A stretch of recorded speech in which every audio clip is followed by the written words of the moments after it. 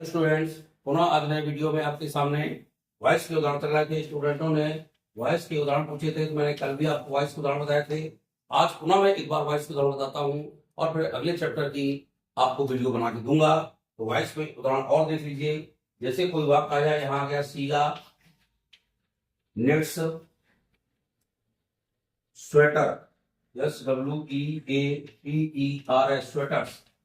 थोड़ा ध्यान दें, जब क्रिया में ऐसे या इस लगता है तो आपको पता है कि ये प्रेजेंट सिंपल होता है।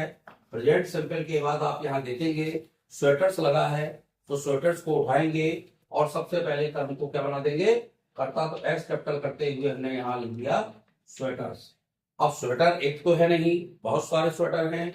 और प्रेजेंट सिंपल की जो पैसिव की क्रियाएं होती हैं वो होती हैं इज, एम, आर। तो स्वेटर्स चूंकि बहुत है इसलिए लगेगा यहाँ पे आर लगेगा। क्या लगेगा, आ। और इस रब से फिर निट का लगेगा तीसरा रूप। निट माने तो बिन्ना या निट प्रत्यय के साइलेंट रहता है। निट के जो रूप चलते हैं वो एक से होते हैं, निट नेट नेट। इसमें आईडी ईडी नहीं लगता है, तो निट होगा। और बाई इसके द्वारा होगा सीला। और सीला चूंकि नाम है इसलिए नाम का पहला अक्षर कैसा बनता है, कैपिटल बनता है। ये आपको अच्छे से ध्यान रखना है। इस तरह से कोई भी वाक्य आते हैं। अगला वाक्य लिखता हूं, डू वॉयज नॉट। भिन्न भिन्न प्रकार के उदाहरण देता हूं मैं आपको। Do voyage not copy the lesson, copy the lesson. चूंकि ये डू से प्रारंभ है और डू से या डस से कोई वाक्य प्रारंभ होगा तो सिंगल इंट्रोगेटिव होगा। और निश्चित रूप से यह क्या बन गया आपका, सिंगल इंट्रोगेटिव का प्रेजेंट सिंपल। प्रेजेंट सिंपल में सहायक क्रियाएं होती है पैसिव की इज, एम, आर। हमने बताया था इंट्रोगेटिव का वॉइस इंटेरोगेटिव में ही बनता है, इसकी क्रियाएं बदलेंगी इज, एम, आर। यहाँ कर्म है द लेसन, तो नए कर्ता अनुसार क्रिया लगेगी। लेसन चूंकि एक है इसलिए इज लगेगा और यहाँ आएगा the lesson, is the lesson. अब चूंकि नॉट लगा है तो नॉट भी लगाएंगे, is the lesson not. Not को हटाएंगे नहीं। यदि इंट्रो नेगेटिव है तो हमको भी इंट्रो नेगेटिव ही बनाना है। द लेसन यह कर्म कर्ता बनकर आ गया इसलिए कर्ता का क्या लग गया, नॉट लग गया। अब कॉपी है तो कॉपी का थर्ड फॉर्म कॉपीड होता है। वाई हटके यहाँ पे आई ई लगेगा, तो वाई क्योंकि यहाँ पे इसके पहले व्यंजन है तो कॉपीड आएगा वाई। और चूंकि बॉयज यहाँ पे करता था तो कर्म बनकर चला जाएगा और यहाँ पर साइन इंटरोगेशन लगेगा, क्योंकि साइन के बाद इंटरोगेशन जरूर लगता है क्योंकि इंट्रो का वॉइस इंटरोगेटिव में ही बनाते हैं, इसलिए साइन ऑफ इंटरोगेशन लगाना ना भूलें। ये मैं आपसे बार बार कहता हूं। मान लो हमने यहाँ कह दिया डज ही मेक, और यहाँ कर दिया काइट्स। क्या है, बार बार उदाहरण देने में आपके माइंड में वही चीजें आएंगी। ये डज लग गया, फिर से प्रेजेंट सिंपल हो गया और प्रेजेंट सिंपल के लिए क्रिया क्या लगेगी, इज, एम, आर। क्योंकि काइट्स बहुत सारी पतंगे हैं इसलिए क्रिया क्या लगाएंगे, आर। अब यहाँ पे नहीं लगेगी, आर क्यों लगेगी, क्योंकि बहुत सारे यहाँ पे पतंगे हैं, बहुवचन के रूप में यहाँ पे आर लगाया जाएगा, आर लगेगा। आर के बाद ये क्या है यहाँ पे, में। और यहाँ पे क्या है, काइट्स। तो काइट्स चूंकि आपका क्या है, कर्म है, तो कर्म कर्ता बनकर चला जाएगा। काइट्स के बाद मेक का थर्ड फॉर्म मेड होता है, मेक, मेड, मेड। ये जो ध्यान रखें, मेड बन गया। और यहाँ बाय आएगा और ही का जो कर्म बनेगा वो बनेगा हिम। और साइन ऑफ इंटरोगेशन लगाया जाएगा। साइन ऑफ इंटरोगेशन के बाद निश्चित रूप से आप ध्यान रखें इंट्रो का वॉइस इंटेरो में ही बनता है, इसलिए साइन ऑफ इंटरोगेशन लगाना ना भूलें। अगला वाक्य लिखूं मैं, he did not disturb me. क्या लिखें, डिस्टर्ब मी। अब ये ध्यान रखें, अब फिर चेंज हुआ, अब इंट्रोगेटिव नहीं है, ये ओनली नेगेटिव है। क्या है यहाँ पे, नेगेटिव है। और जब नेगेटिव होगा तो नेगेटिव का वॉइस भी नेगेटिव में ही बनता है। मी यहाँ पर कर्म लगा है, कर्म कर्ता बनकर आएगा तो मी का क्या बन जाएगा, आई। अब इंट्रोगेटिव तो नहीं है इसलिए क्रिया तो पहले लगाएंगे ना, सीधे हमने कर्ता लगाया तो मी का हमने कर्ता बनाया आई। अब आई में चूंकि यहाँ पे डिड नॉट लगा है तो टेंस कौन सा हो गया, पास्ट का सिंपल। और पास्ट सिंपल की क्रियाएं जो होती हैं वो होती है वाज या वर्क। यहाँ आई के साथ लगेगा वाज, वाज के बाद आएगा ना, क्या आएगा, वाज नॉट। अब डिस्टर्ब का जो थर्ड फॉर्म होता है डिस्टर्ब, DISTURB, ईडी लगता है, इसमें डिस्टर्ब आएगा। और डिस्टर्ब के बाद से जो भाई का नियम है तो भाई लगेगा और ही का यहाँ पर कर्म बनेगा तो ही। अब यहाँ साइन ऑफ इंटरोगेशन नहीं लगेगा क्योंकि वाक्य असर्टिव है। असर्टिव का मतलब निगेटिव। असर्टिव में दो पढ़ाए थे मैंने आपको, एक अफर्मेटिव और एक पढ़ाया था निगेटिव। तो अफर्मेटिव का अफर्मेटिव बनेगा और निगेटिव का वाक्य निगेटिव में ही बनेगा। इस तरह से आपको ये ध्यान देना है। अगला देखिए, I shall smell, I shall smell flowers, flowers smell flowers. अब ध्यान रखिए ये शैल लगा है, शैल चूंकि फ्यूचर का सिंपल है और इंट्रोगेटिव नहीं है, ना तो निगेटिव है, सिर्फ अफर्मेटिव है, तो फ्लावर्स यहाँ कर्म है। उठा के कर्म को फौरन यहाँ पर कर्ता बना दीजिए, क्या बनेगा?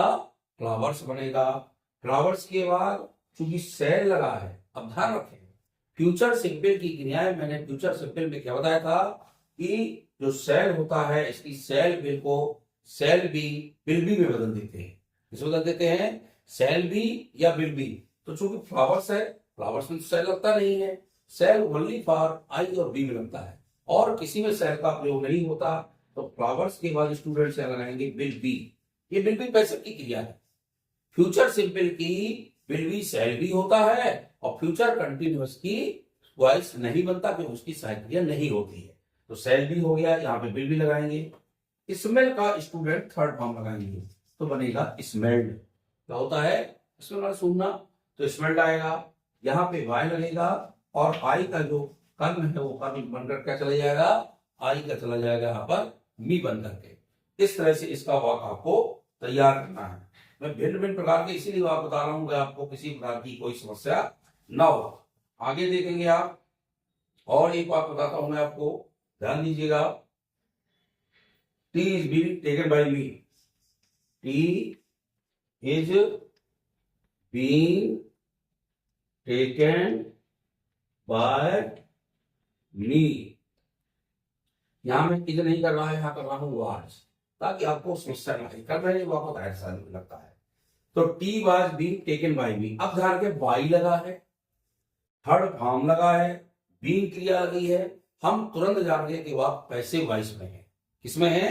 हमने कहा था चेंज जब वॉइस आते हैं तो पैसिव को निश्चित रूप से एक्टिव में बनाया जाता है। तो एक्टिव बनाने के लिए भाई मी है तो मी को क्या बनाएंगे? कर्ता रूप में। सबसे कर्ता आ गया क्योंकि कर्म बनकर गया था ना, अब ये कर्ता बनकर आएगा। अब टेंस को ध्यान दें, टेंस कौन सा है? टेंस ये पास्ट सिंपल है। कौन सा है? Past simple. और पास्ट सिंपल की जो वाक्य होता है कैसे बनता है? क्रिया का थर्ड फॉर्म लगता है, सेकंड फॉर्म लगता है, सॉरी क्या लगता है? क्रिया का सेकंड फॉर्म। क्योंकि वाज लगा कि ये पास्ट सिंपल है, तो जो सेकंड फॉर्म लगे इसमें बहुत दिक्कत होती है स्टूडेंट को। तो टेकन नहीं, यहाँ पे क्या आ जाएगा? टोक। अब यहाँ पे इज होता, मान लो इज होता तो यहाँ पे टेक आता, क्योंकि प्रेजेंट सिंपल में पहला रूप आता है, पास्ट सिंपल में क्रिया का दूसरा रूप आता है, तो यहाँ पे टोक आएगा। टोक के बाद यहाँ क्या आएगा? ध्यान यहाँ पे आई टोक और सीधे सीधे आएगा। ये चूंकि इज बीइंग लगा है, इज बीइंग लगा है, क्या लगा है? इज बीइंग, वाज बीइंग, तो ये आपका टेंस कौन सा है? Past continuous. सिंपल नहीं है ये, वाज बीइंग। क्योंकि पास्ट सिंपल की क्रिया क्या होती है? वाज वर, और पास्ट कंटीन्यूअस की क्या होती है? Was being, were being. Was being लगाना तो यहाँ पे आई के साथ वाज आएगा और टेक का लगेगा थर्ड फॉर्म, आईएनजी, सॉरी क्या लगेगा? टेकिंग, आईएनजी आएगी। अब आईएनजी के बाद क्या आएगा? सीधे टी आ जाएगा और ये वाक्य बन जाएगा आपका एक्टिव वॉइस। क्या आ जाएगा? एक्टिव। अब मान लीजिए वहां पे बी ना होता, सपोज करें, मान लो वाक्य ऐसा आ गया बी नहीं है, बी ना होता तो पास्ट कौन हो जाता? इंडिपेंडेंट। पास्ट इंडिपेंडेंट क्या बनाते? आई, बी मान लो नहीं है, हटाते इसको हम, सीधे टी वाज टेकन बाय मी, तो यहाँ क्या हो जाता? आई के बाद टोक और टोक के बाद सीधे हो जाता टी। ध्यान रखें, दोनों तरफ के मैंने आप बताए हैं। ये आपका यदि पास्ट सिंपल में आता है और पैसिव की क्रिया वाज वर लगी होती है तो ये ध्यान रखिएगा, हमारा सिंपल में क्रिया का सेकंड फॉर्म लगता है और कंटिन्यूअस में होता है आईएनजी लगा होता है, तो ये ध्यान रखिए वाज बी या वर बी होता है तो उसको हम कंटीन्यूअस बनाएंगे। यदि पैसिव आता है तो आप एक्टिव बनाएंगे। हमेशा चेंज वॉइस आता है, ये कहीं लेके आए change passive voice, change into voice and read at the centre. तो चेंज वॉइस को करेंगे तो चाहे पैसिव आएगा तो एक्टिव करेंगे और एक्टिव आएगा तो पैसिव करेंगे। इस तरह से आप इनके उदाहरण मैंने बहुत सारे बताए पैसिव वॉइस के भी, इनको आप देखें गौर से और इनको नोट भी करें। किसी प्रकार की और समस्या हो तो मुझसे कमेंट में फिर पूछें। कुछ बच्चों ने कहा था इसलिए वॉइस के मैंने 2 उदाहरण और पाए हैं। अगला चैप्टर मैं कल बताऊंगा आपको। अगले चैप्टर शुरू करेंगे इंग्लिश के। इस प्रकार से वीडियो को लाइक शेयर करते जाएं, सब्सक्राइब करिए और अपने मित्रों को भी शेयर करें ताकि सभी को इसका लाभ मिल सके। बहुत बहुत धन्यवाद।